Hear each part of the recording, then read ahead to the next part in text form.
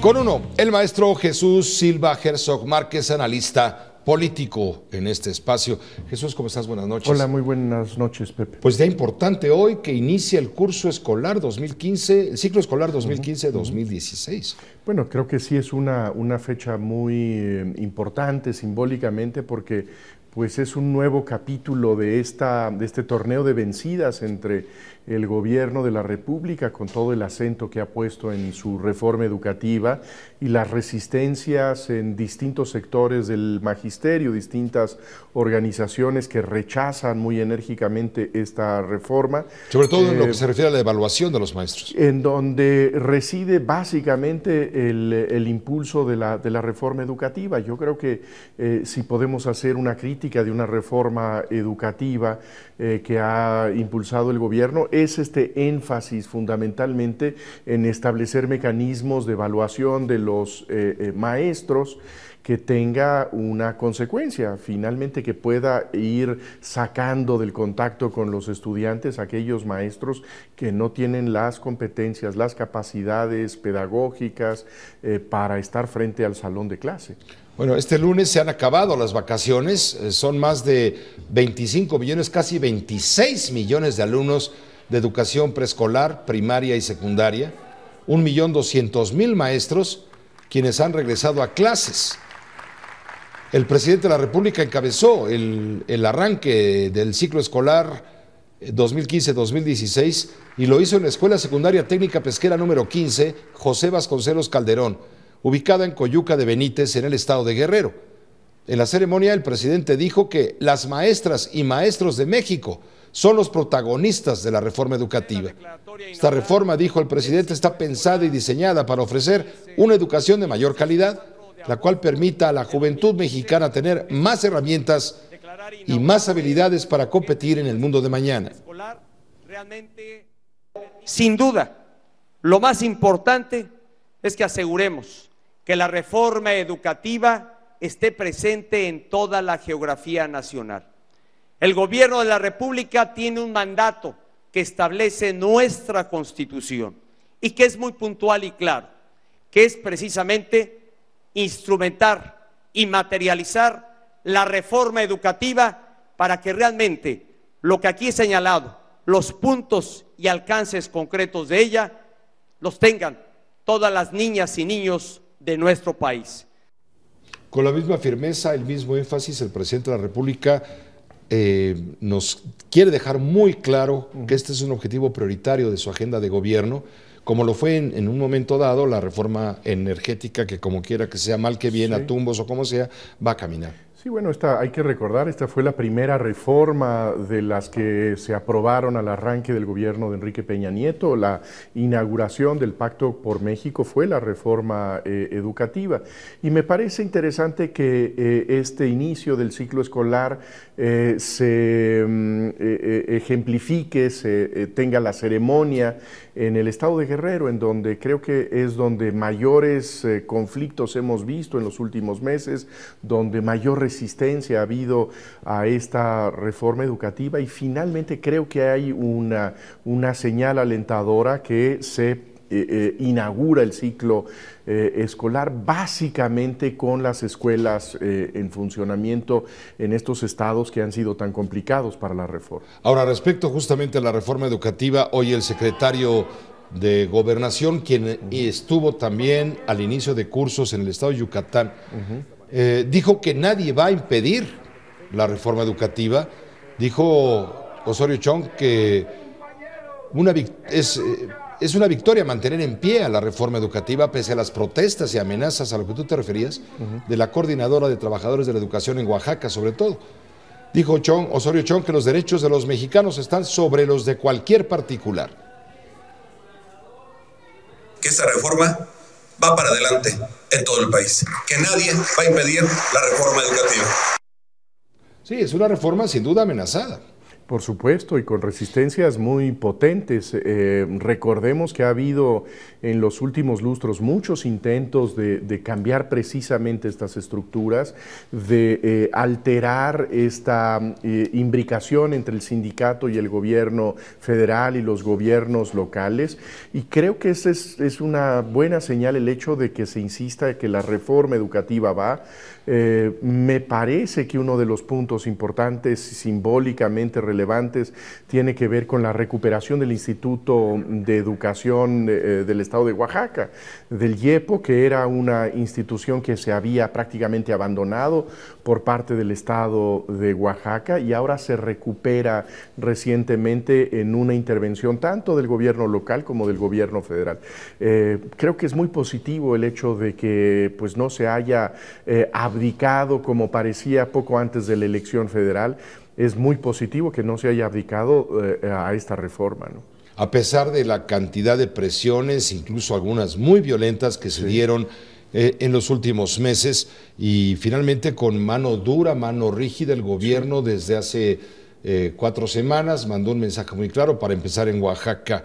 Aquí la reforma va porque va, como hoy dijo Osorio Chong, allá en el estado de Yucatán. Ya no nos vamos a sucumbir a ninguna amenaza. El gobierno despertó después de las elecciones y tomó mano firme. Antes no lo había hecho quizá por negociaciones, por la esperanza de encontrarle una salida no violenta al asunto, pero las cosas se pusieron a tal punto que el gobierno se debilitaba frente a la presión que estaban ejerciendo sobre todo los maestros de Guerrero y más que nada del estado de Oaxaca con la CETEC. Sí, recordemos que eran movilizaciones que en muchos casos fueron realmente muy violentas, de gran provocación. Y yo creo que valdría la pena ubicar que cuando hablamos de cambios en el sistema educativo no estamos hablando de cambios instantáneos, no estamos hablando de cambios que vayan de inmediato a mejorar la competencia de los estudiantes y el desempeño en sus distintas pruebas, sino que se trata de una reforma que tiene que tener consistencia en el tiempo y que solo en el mediano plazo empezarán a rendir frutos.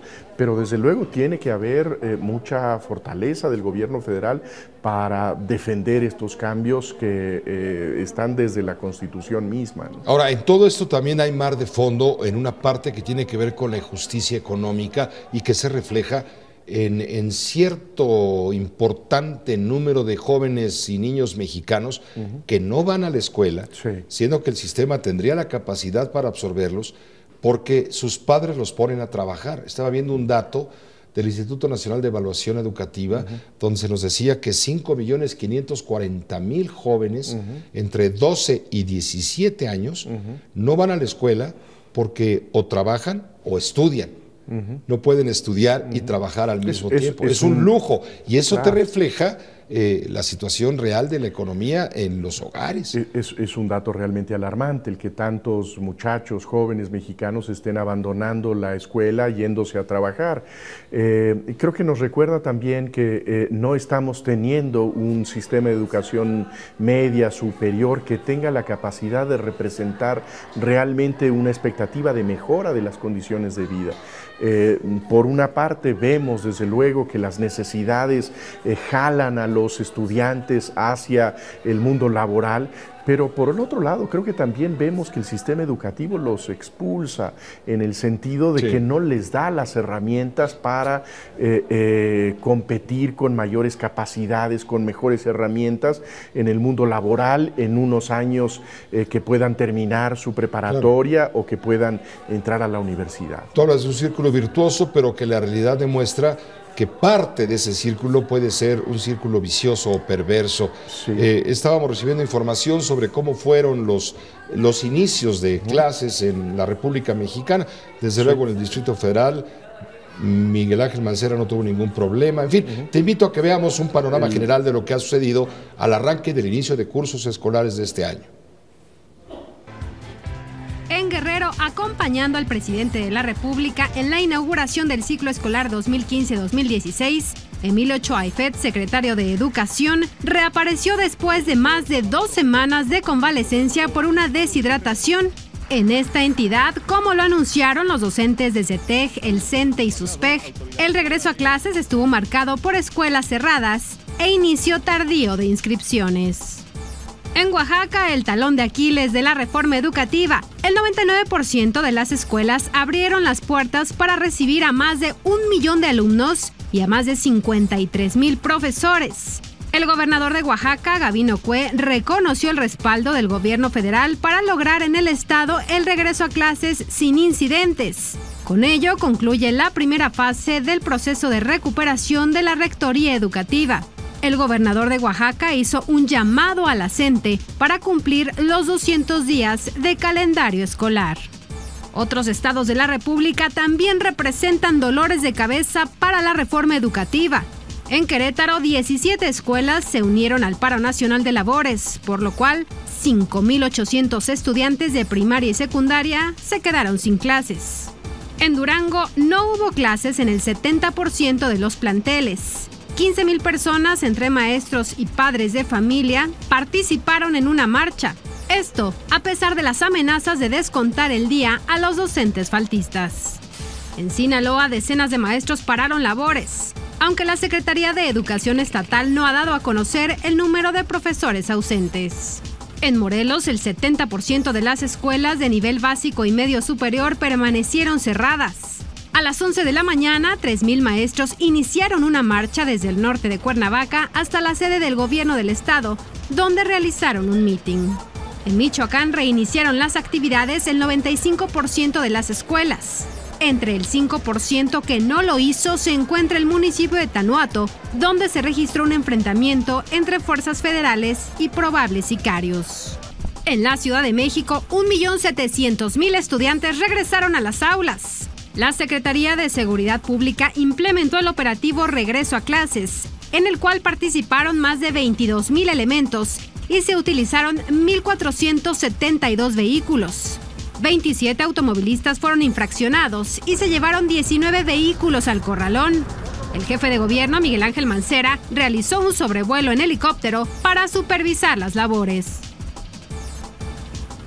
Estamos hablando de una movilización nacional, prácticamente la quinta parte de la población de la República Mexicana, entre maestros, alumnos, trabajadores del sector educativo, etcétera. Es decir, es un día importante pues para México y por las amenazas que hay alrededor. Ya viste los prietos en el arroz. Claro, yo creo que vemos en este recorrido la complejidad de implementar la reforma y cómo pues hay en distintos espacios resistencias a ella. Habrá que seguir viendo cómo esto se va desarrollando en el futuro próximo. Jesús, muchas gracias por estar con uno en tu espacio. Muchas gracias. Gracias. El maestro Jesús Silva Herzog Márquez.